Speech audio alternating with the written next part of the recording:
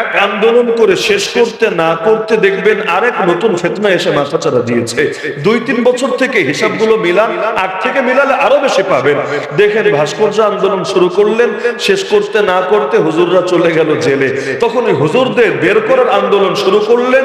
এখনো পর্যন্ত সবাই বের করতে পারেন নাই, কিন্তু একে একে যারা নেতৃত্ব এসেছিলেন অধিকাংশই চলে গেলেন কবরে।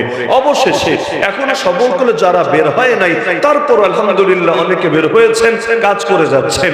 এখন গত বছর বান্দর তত্ত্ব নিয়ে কত আন্দোলন করতে হলো, ফ্রান্স আল্লাহর নবীর সাথে বেয়াদবি করলো, এটা নিয়ে কত আন্দোলন এর আগে করা লাগলো। এরপর কাদিয়ানীরা পঞ্চগড় ইস্তেমার নামে যে কাহিনী ঘটালো, যেটাকে কেন্দ্র করে আমাদের কত ভাই শহীদ পর্যন্ত হয়ে গেল, এটা নিয়ে তাদের কোনো ভয় নাই, তারা দুঃখিত হবে না, না দুনিয়াতে আর না আখিরাতে। এমনকি খুশখবরি পাওয়ার জন্য সে কিয়ামত পর্যন্ত অপেক্ষা করা লাগবে না।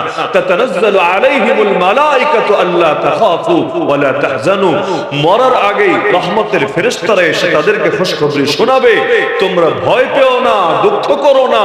ওয়া আবশিরু বিল জান্নাতিল্লাতী কুনতুম তুআদুন, তোমরা সেই জান্নাতের সুসংবাদ গ্রহণ করো যে জান্নাতের ওয়াদা তোমাদেরকে দেওয়া হয়েছে।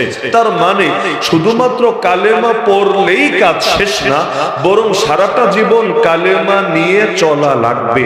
আর কালেমা নিয়ে যখন বান্দা চলতে চাইবে, তখনই মানুষ শয়তান আর জিন শয়তানরা তার পেছনে ষড়যন্ত্র করতেই থাকবে। আল্লাহ বলেন ওয়াকাযালিকা জাআলনা লিকুল্লি নাবিয়্যিন আদুওয়াম মিনাল মুজরিমিন, এভাবেই আমি আল্লাহ প্রত্যেক নবীর জন্য অপরাধীদের মধ্য হতে দুশমন রেখেছি। বন্ধুও রাখি আমি, দুশমন রাখি আমি। বন্ধু রাখি যাতে বান্দা শুকরিয়া আদায় করে, শত্রু রাখি যাতে বান্দা সবর আর ইস্তেকামতের পরীক্ষায় পাস করে। তবে যত বড় শত্রুই হোক না কেন, আয়াতের শেষাংশে বলছেন ওয়াকাফা বিরাব্বিকা হাদিয়ান ওয়া নাসীরা, তোমার রবি যথেষ্ট পথ প্রদর্শক হিসাবে এবং সাহায্যকারী হিসাবে।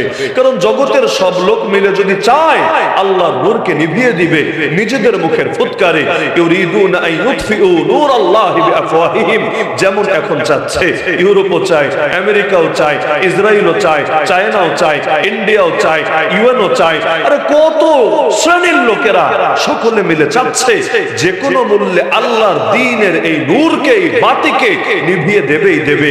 এর জন্য কখনো এই লাইনের শয়তানি তো ওই লাইনের শয়তানি আনতেই থাকে আর আনতেই থাকে। আরে আন্দোলন করতে করতে আপনারা ক্লান্ত হন, শয়তানি ঢুকাতে ঢুকাতে তারা ক্লান্ত হয়। এক আন্দোলন করে শেষ করতে না করতে দেখবেন আরেক নতুন ফিতনা এসে মাথাচাড়া দিয়েছে। 2-3 বছর থেকে হিসাবগুলো মিলান, আগ থেকে মিলালে আরো বেশি পাবেন। দেখেন ভাস্কর্য আন্দোলন শুরু করলেন, শেষ করতে না করতে হুজুররা চলে গেল জেলে। তখন ওই হুজুরদের বের করার আন্দোলন শুরু করলেন। এখনো পর্যন্ত সবাই বের করতে পারেন নাই, কিন্তু একে একে যারা নেতৃত্ব এসেছিলেন অধিকাংশই চলে গেলেন কবরে। অবশেষে এখনো সবল করে যারা বের হয় নাই, তারপর আলহামদুলিল্লাহ অনেকে বের হয়েছেন, কাজ করে যাচ্ছেন। এখন গত বছর বান্দর তত্ত্ব নিয়ে কত আন্দোলন করতে হলো, ফ্রান্স আল্লাহর নবীর সাথে বেয়াদবি করলো, এটা নিয়ে কত আন্দোলন এর আগে করা লাগলো।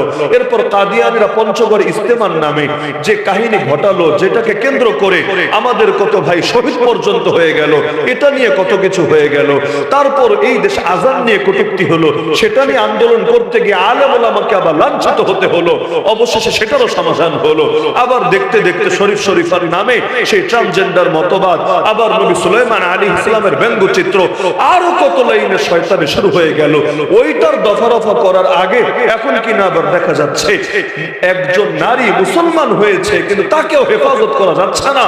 এই সংখ্যাগরিষ্ঠ মুসলমানের দেশে এমন এক জামানা ছিল, আরে কাফের নারী পর্যন্ত সাহায্য চাইতো মুসলমানদের কাছে, কারণ জানতো একমাত্র মুসলমানরাই নিজেদের বুকের তাজা রক্ত ঢেলে দেয় নারীর ইজ্জত হেফাজতের জন্য।